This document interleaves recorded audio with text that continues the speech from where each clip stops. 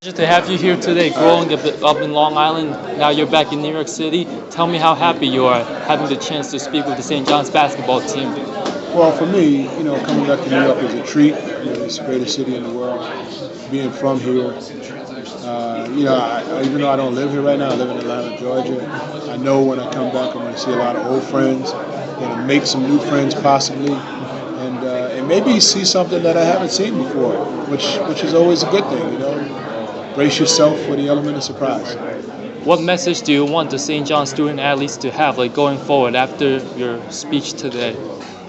Well, I think keeping the drive alive, staying focused and determined. The importance of academics is very clear.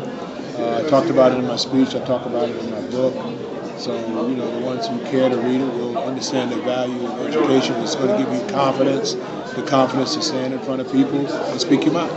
And talk about your relationship with Coach Lou Carnesecca. Well, we go back to the 60s, and, I've always had nothing but admiration for him.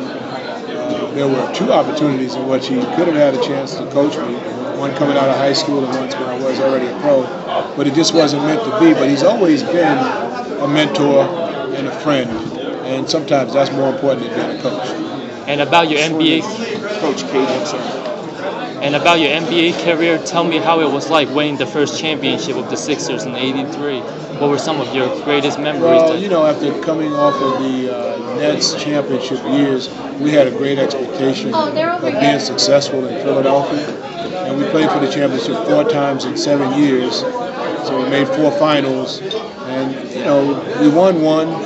But sometimes you can't be greedy. You just got to take what you get. And that championship in 1983 was very, very special. I was at an age where, I was at the latter part of my career. I'd already played for 11 years during that time. And then I ended up playing another 5 years. And I have no regrets. I just look at it as what my fate was as a basketball player, to be a multiple champion in both leagues, a multiple scoring leader, and multiple MVP, and to be ranked as one of the all-time greats. And lastly, what advice do you have for like young athletes, high school and college today that are trying to pursue their dream of making the NBA?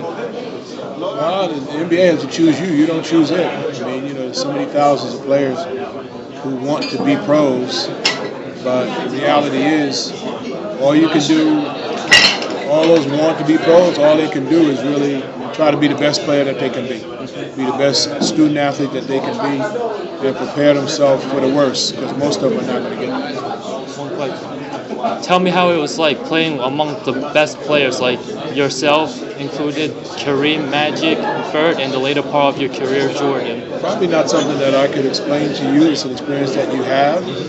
And, I look at the best players as being my peers, my equals.